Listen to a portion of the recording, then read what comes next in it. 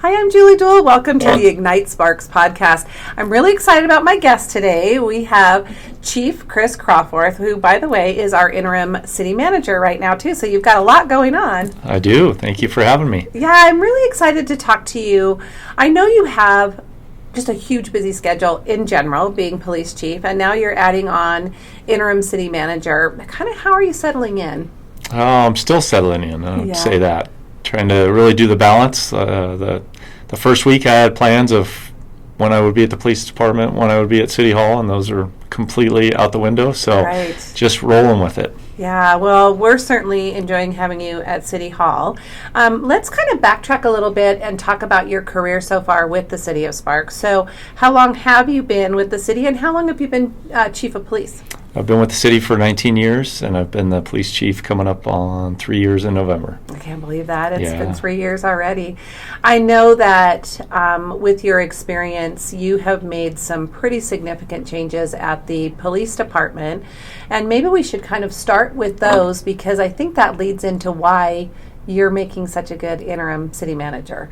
So let's talk a little bit about some of the changes when you became chief for the police department. Sure. What I like to really talk about first is I became police chief during national social and police reform, the second wave of COVID. So it was a very interesting time to become a police chief. It was a lot of just distress, a lot of craziness going on in our city and in our sister city. Yeah. So, and then on top of that, I took over when we were personnel-wise down over 20 officers. And then in that first year, we had approximately 20 retirements. So we built the force back up. Technology has been a big thing I've really implemented, looking at new ways to do things, new technology that has made us more efficient. So working within the means of the personnel we have by providing them the tools to become more efficient in their processes. So you talked about a couple things there. Let's backtrack to staffing. So what's our staffing levels now? Currently we have 5 officer vacancies. So 2 years ago we were almost at 40, and now we have 5 vacancies with folks in backgrounds to fill those. And that really speaks to how important that staffing level was, and to you particularly just making sure that we got a lot of recruitment out there and got some good officers coming in. Yeah, one of the neat things we've done is obviously staffing of any business whatsoever, any government entity has been a challenge, and we've really focused on the recruitment portion where we're really spending a lot of time with folks that are interested and showing them our department and showcasing it and creating that long-term employee, and that's been beneficial for us where we have not quite struggled with the recruitment numbers near what some of our counterparts have. Yeah, it's super beneficial for the city and for everyone in general. Yes. So, you mentioned technology. I know one of the things that I'm particularly interested in is your drone program. Can you talk about that and how we're using drones here at the city? Yeah, absolutely. We just launched that last month. We have 2 drones, American-made drones. We've been looking at it for 3 years. That's up and down, a lot of questions. So we're really using it. Things like traffic accidents, we can use it to image the scene of that, which saves our officers time. If we were to have someone flee from us, like on foot through a neighborhood, that's something we could actually maybe use to track them for safety of everyone and locate where that person is. I have this long-term ambition and goal of actually using drones as a first responder. So there is agencies in the country that will actually have an officer and send the drone to a call for service, which sometimes cancels it in advance or makes us more proficient on, if someone left the scene, then they can track them with that drone until officers arrived on scene. Wow, interesting. Missing people also kind of that gives that bird's eye view of looking for people. And absolutely. We've for years relied on helicopters and search and rescue, so this will be a quicker response. We still would use those most likely, but we can get this up and going pretty quick. They all come with a lot of battery packs, so the downtime is pretty impressive, and they're pretty error-free, meaning if it itself senses dangers, power lines, low batteries, it comes back to us automatically that we can't override. So some interesting things to that. Yeah, and I know a couple of officers are being trained on those, and several or just a couple, or what's So we have, if I recall correctly, it's either 6 or 8, I can't remember the exact number, that we have spent the last year. They're actually certified by the FAA, so there's a license they have to obtain, which they've done that. Nice. You also, we're talking technology. We have a new kind of gunshot detection system that I find fascinating as well. Will you talk a little bit about that? Yeah, absolutely. So we implemented primarily in the 89431 zip code. They're auditory, so they listen to gunshots that are attached to like light poles, things like that. It's called ShotSpotter system. It's something you can look on YouTube, and they have a pretty good how it works. It doesn't listen to voices and listen into your house. It's just listening to external noises. It's actually differentiating with a 75% accuracy rate between fireworks and gunshots. And one of the interesting things we're doing here is we're having an example that I used is we had an individual that was involved in a domestic argument, went outside and discharged his firearm. We showed up to the scene because of this system notifying us. We received no 911 calls. Oh, wow. We showed up, we found the casings, actually found the weapon, and then within about 48 hours we located the individual who was actually a prohibited person who admitted to it. And so we're proactively avoiding future domestic arguments, hopefully. Wow. So already in use and being used well, it sounds like. Wow, great technology. So any other technology that you want to mention that's going on, or new things at the police department? The big next new one for us is really going to be the radio system, which is a county-wide thing. So the handheld radios were at end of life. They're not doing too well, and the whole system has been upgraded by Washoe County in partnership with both cities. And we are supposed to receive our new handheld devices that our officers carry, the radios, this week. Okay. So within the next month or two, they should be up and running, which is good because we have some what we call dead spots where the radios are not working at all or not working very well within the city, and this will help alleviate that. So we're getting the most up-to-date information to our officers, as well as our firefighters will be receiving these too. Great. So great interaction with both fire and police and our regional entities as well. Yes, great. Yeah.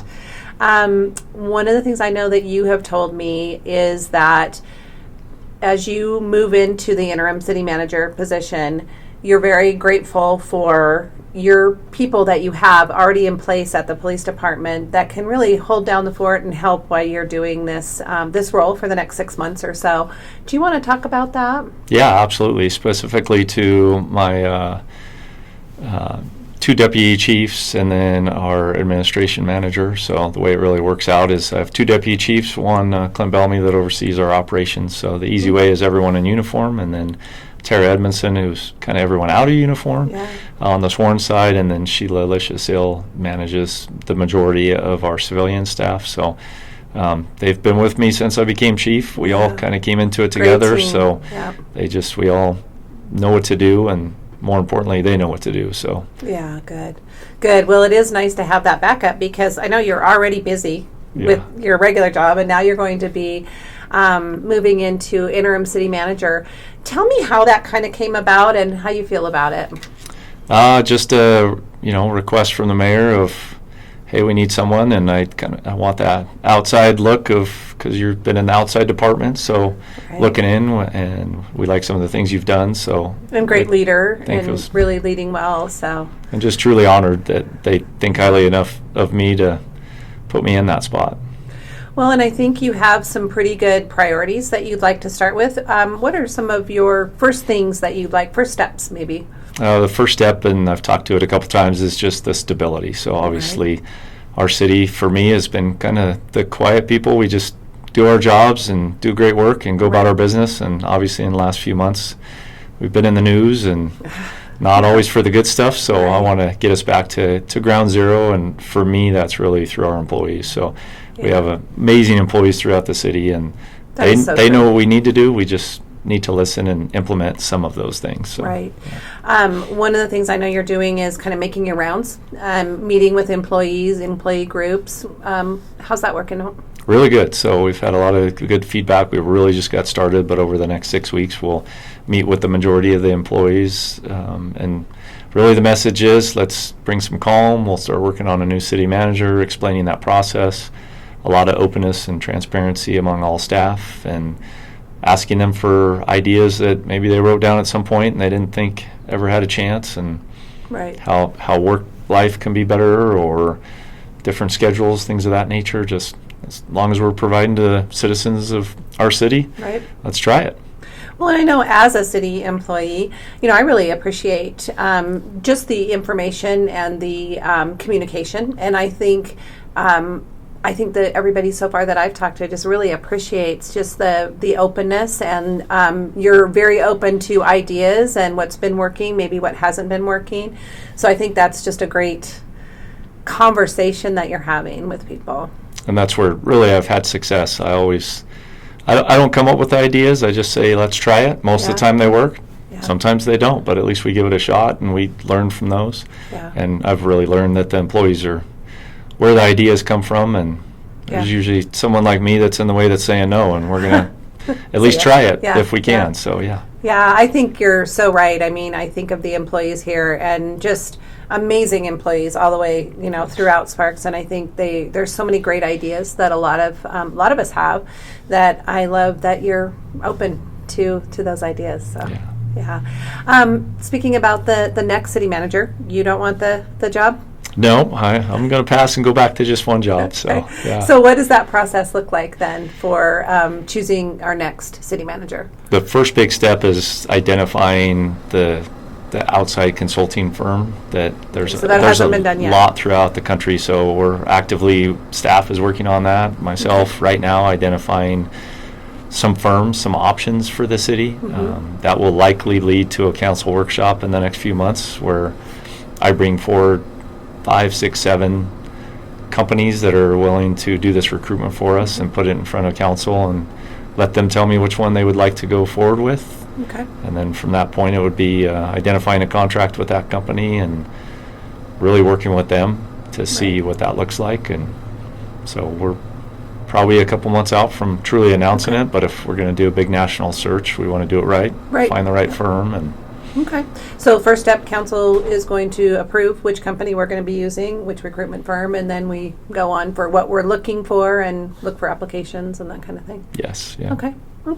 Well, that sounds very good. I know as you sit in this interim position right now, you're going to be going through a certain time that is really busy and crazy for us, which is budgeting season. Yes. So I know I have always personally been very impressed with how the City of Sparks budgets, and including a zero-based budget where we have to say what we need. It's not just assumed what we need. Right. Can you talk about that process and kind of your role this time? Yeah, absolutely. Obviously, my role is sitting back at the start and really just being the manager of that, overseeing it. The way it usually starts out is our department heads, so police, fire, public works, community services.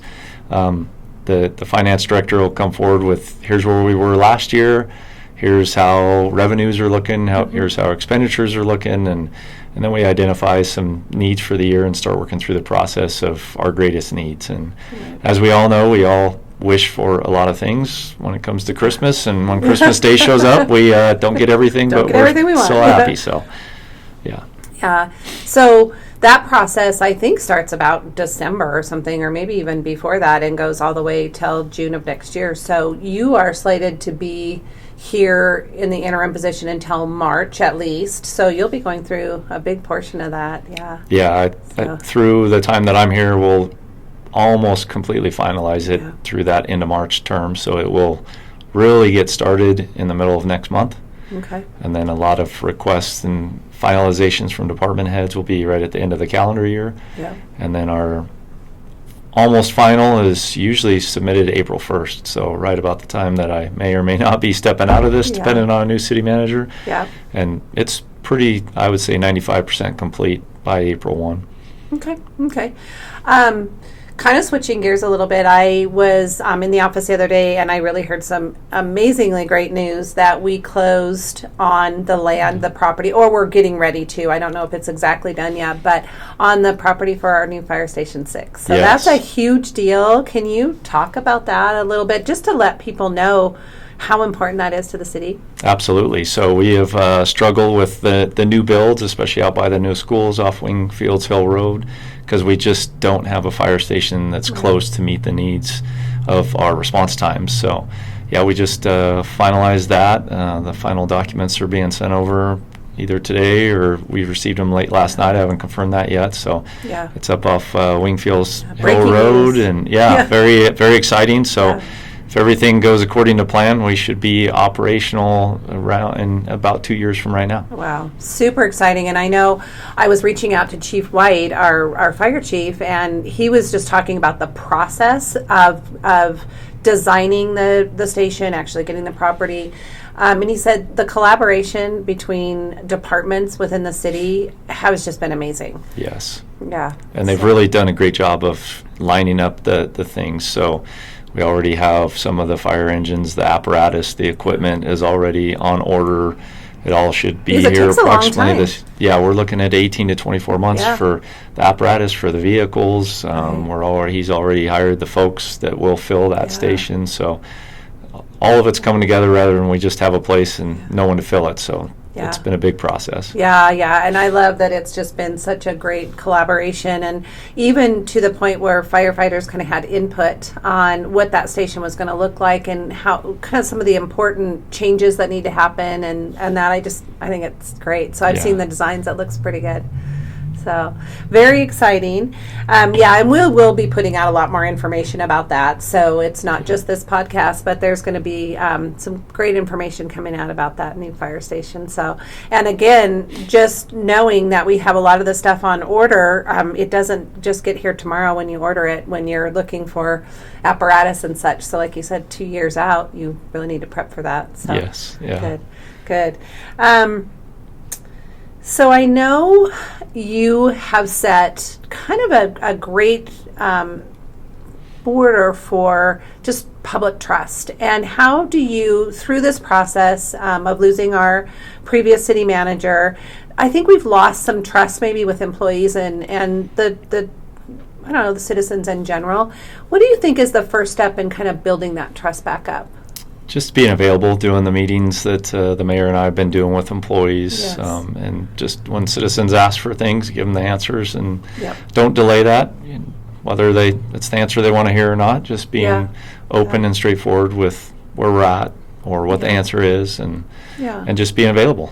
Yeah, we do have a pretty open door policy, and I don't know that people really know that, but I get a lot of requests just in my position. A lot of people will let me know of things that are going on, and I think it is important to mention that, calling the city manager's office is okay if you have a question. We have a brand new MySparks app that people can request things, but we do want to know, we want to have a pulse on the community, kind of what's going on, and I think you in particular really feel that way as well. Absolutely, yes. Yeah, so